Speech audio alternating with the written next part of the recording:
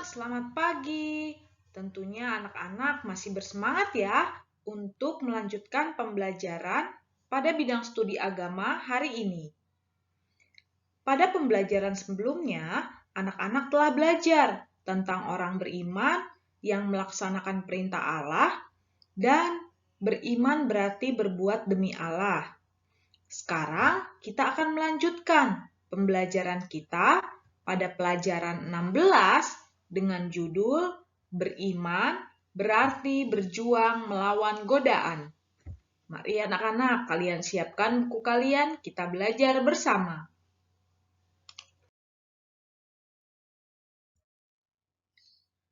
Ya, anak-anak, tujuan pembelajaran kita hari ini yaitu memahami makna godaan yang biasa terjadi dalam kehidupan sehari-hari. Lalu, kita akan memahami kisah godaan yang dialami Yesus saat berpuasa. Kita akan meneladani sikap Yesus yang menolak godaan. Kemudian, kita akan menjelaskan cara-cara menolak godaan dengan cara-cara yang tepat. Mari anak-anak, kita siapkan hati dan pikiran kita untuk pembelajaran hari ini.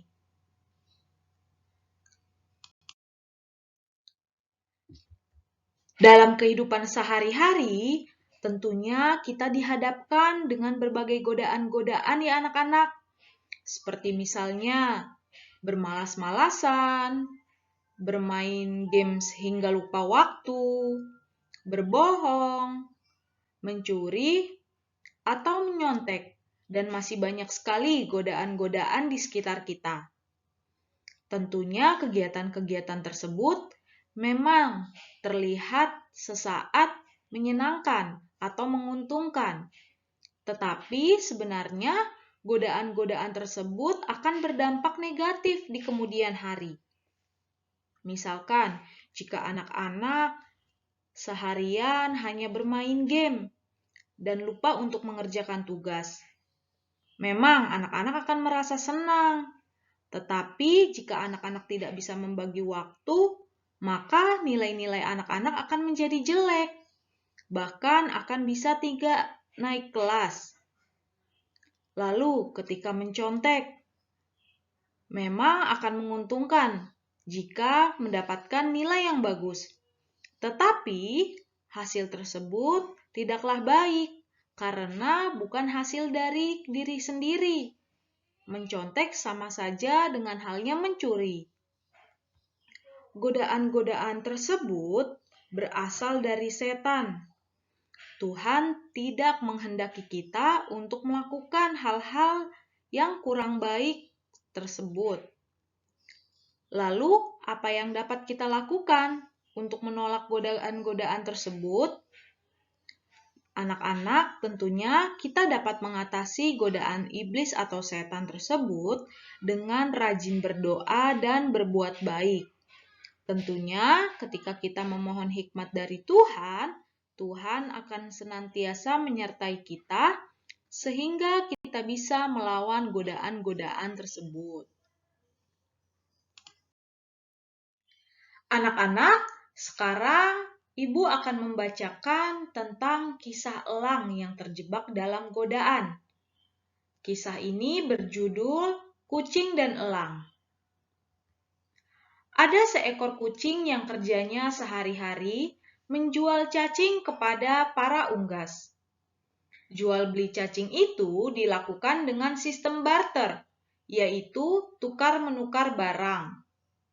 Kucing menyerahkan cacing dan para unggas memberikan sehelai bulu sayapnya. Suatu hari datanglah raja burung elang yang ingin memakan cacing milik kucing itu. Baginya tidak menjadi soal bahwa setiap hari ia harus menyerahkan setangkai bulunya untuk ditukar dengan makanan kesukaannya. Ia sangat ketagihan memakan cacing-cacing itu sehingga tidak menyadari bahaya yang mengancam dirinya dan tugasnya untuk memimpin para elang.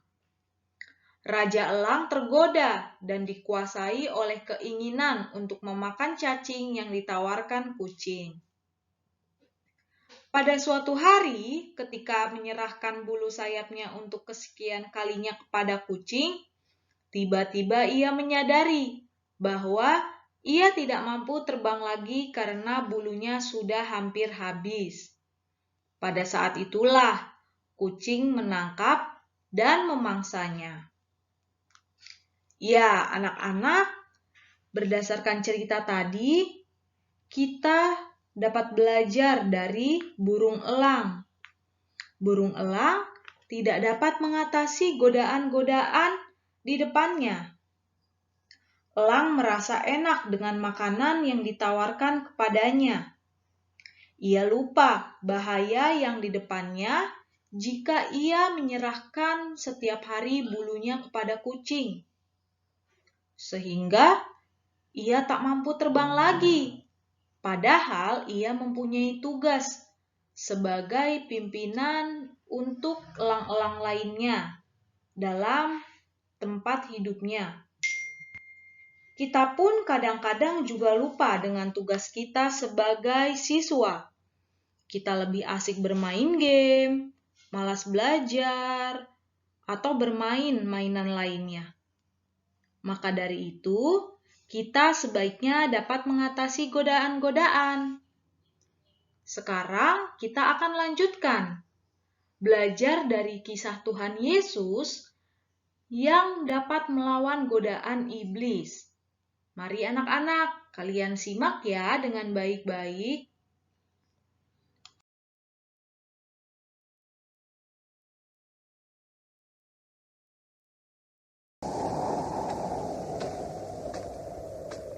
Yesus berumur 30 tahun ketika memulai pekerjaannya. Waktu meninggalkan sungai Yordan, Yesus penuh dengan Roh Kudus dan memimpinnya ke padang gurun. Di sana ia dicobai iblis selama 40 hari. Selama itu pula ia tidak makan apa-apa.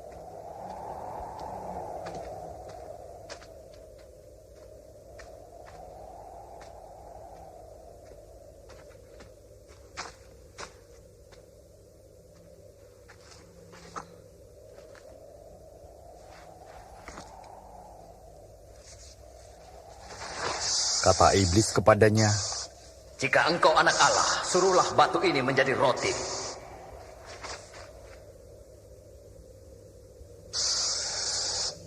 Ada tertulis, manusia hidup bukan dari roti saja, tapi dari firman Allah.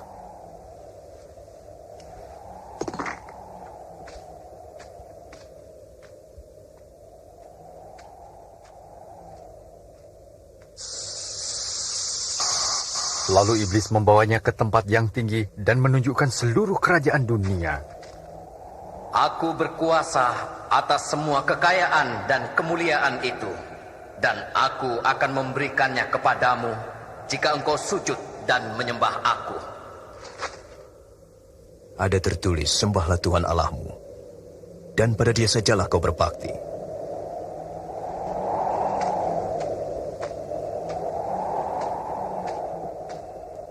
Iblis membawanya lagi ke Yerusalem dan menempatkannya di bubungan bait Allah. Jika engkau anak Allah, jatuhkanlah dirimu ke bawah, sebab ada tertulis, Allah akan menyuruh malaikat-malaikatnya menatang engkau, sehingga kakimu tidak terantuk pada batu. Ada tertulis, jangan engkau mencobai Tuhan Allahmu.